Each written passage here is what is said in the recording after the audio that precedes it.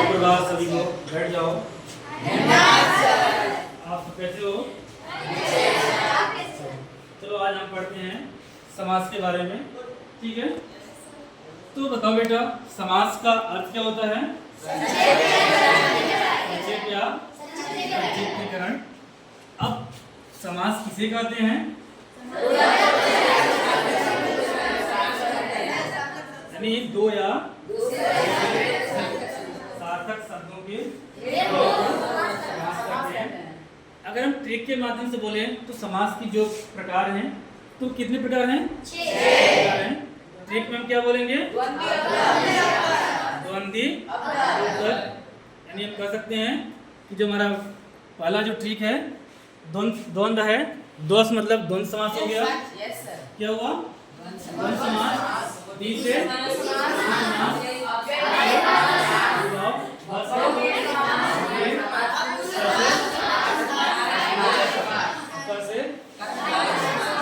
अब बताओ प्यारे बच्चों कि जो हमारा यह अव्ययीभाव समास है, अव्ययीभाव समास किसे कहते हैं?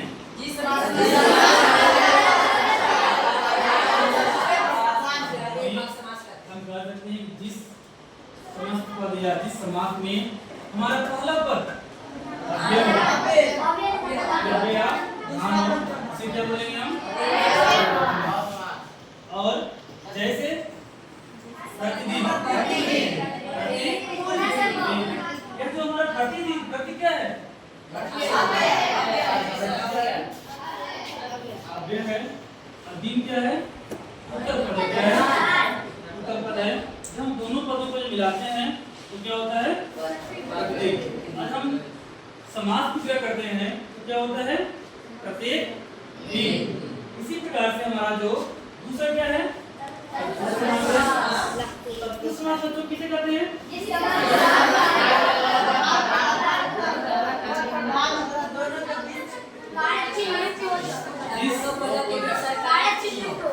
दोनों पदों के बीच क्या होता है? क्या हो गया सर, बढ़ाएंगे। तत्पुरुष समास में जो हमारा उत्तर पद या बाद का पद क्या होता है? विराम होता है तथा दोनों पदों के बीच का जो कारक चिन्ह होता है इसे क्या बोलेंगे हम? अगला क्या है? बच्चों बताओ कर्मधारय समास क्या होता है?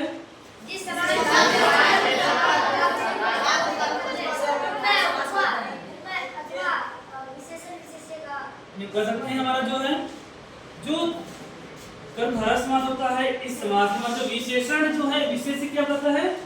विशेषता बताता है। इसमें उत्तर पद क्या होता है? होता है। और चौथा क्या है?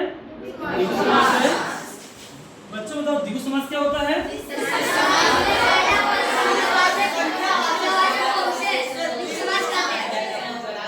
कह सकते हैं कि जिस समास में हमारा पहला पद क्या होता है?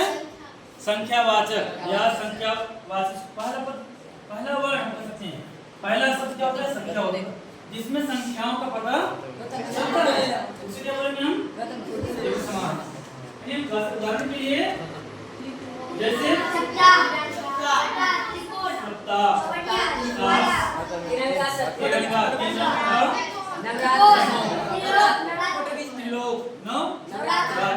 इसी प्रकार से क्या है अगला? द्वंद्व समास में क्या होता है? कितना लेंगे सर? इस समास में जल्दी खत्म करिए। हो गया। दोनों पद क्या होता है?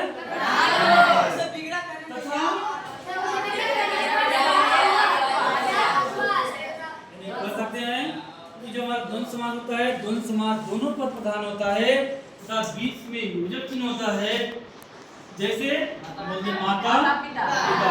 जो हमारा माता है, माता और पिता, यानी अगर हम इसका समास विचार करेंगे क्या हो जाएगा? माता और पिता।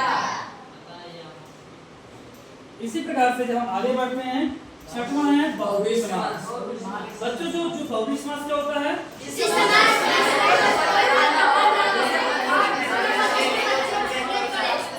कर सकते हैं कि जो बहुव्रीहि समास होता है, बहुव्रीहि समास में कोई भी पद प्रधान नहीं होता है और वह तीसरे पद की ओर संकेत करता है।